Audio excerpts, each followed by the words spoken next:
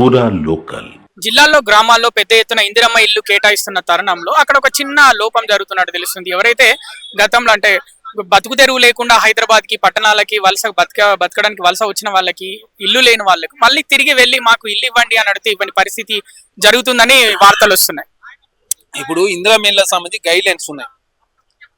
ప్రధానంగా మాదిగ అమరుల కుటుంబాలు, మాదిగ ఉద్యమంలో ఎంఆర్పిఎస్ ఉద్యమంలో అమరులైన కుటుంబాలకు ఫస్ట్ ప్రాధాన్యత. రెండవది వితంతులకు, వికలాంగులకు, అదే కాకుండా ఇల్లు లేని వాళ్ళకు, అసలు గుడిచెలేని వాళ్ళకు ఫస్ట్ ప్రాధాన్యత ఇవ్వాలని చెప్పి ప్రభుత్వం భావిస్తా ఉంది.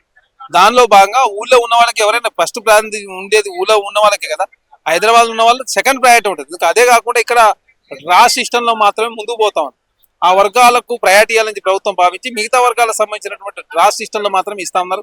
ఇక్కడ రాజకీయ పైరవులకు తావు లేకుండా ప్రభుత్వము చాలా స్థితశుద్ధితో ముందుకు పోతా ఉంది. ప్రతి నియోజకవర్గానికి 3,500. ఇప్పుడు రాని వాళ్ళు నెక్స్ట్ ఫేజ్ లో వస్తారు కదా.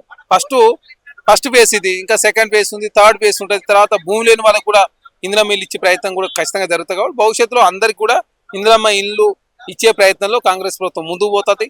ప్రతి ఇంటి లేని వారికి ఇంటిని కల్పించే లక్ష్యంతో ఇందిరమ్మ పథకాన్ని తీసుకొచ్చి తెలంగాణ రాష్ట్రంలో కాంగ్రెస్ ప్రభుత్వం ముందుకు పోతుంది.